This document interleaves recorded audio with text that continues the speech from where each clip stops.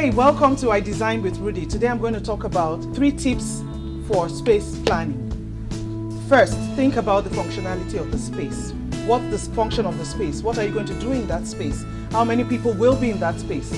What are the activities in the space? Before you do anything to any space, think about the function of the space. The next thing I'm going to talk about is finding an inspiration within that space. So every space has a feature.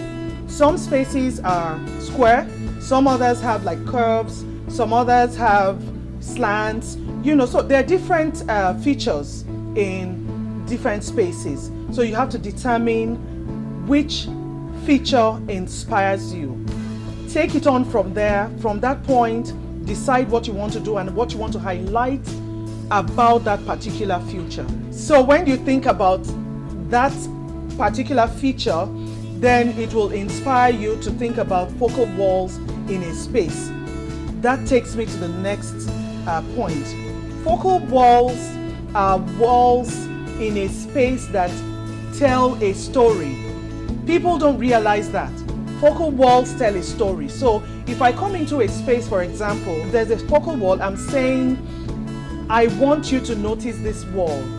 And then what I do on that wall will determine or speak louder, telling the next person what I want them to see or feel about that wall. So that's the essence of focal walls. In some cases, if it's a home, it could be your TV wall, it could be where your console is, it could be, where your sofa is. Sometimes you want to place a sofa and put something over the sofa.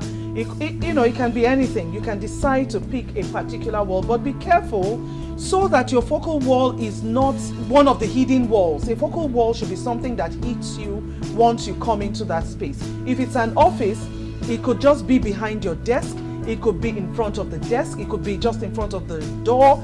You can determine where your focal wall is based on the features of that space. So the next thing we're going to talk about is color scheme. That's where a lot of people get it wrong. Colors have a particular language. They speak to people. That's why sometimes you find that you go to a particular place, you will just see that you feel really relaxed, you feel good. Some other space, you feel like talking and eating. So bright colors, for example, are perfect for eateries, restaurants, because they encourage communication. They encourage people to talk and, network and all that. Calm, soothing, subtle colors are great for hallways, for homes, for offices, especially when you want to have it flow through the entire space. That's actually my style. I like a neutral color or subtle color to flow through the entire space, and then you can begin to add accents here and there to define certain spaces. But be careful when you're choosing your colors, just so that you don't make it too bland and then boring. So color scheme is very, very important. It's very important. Thank you so much.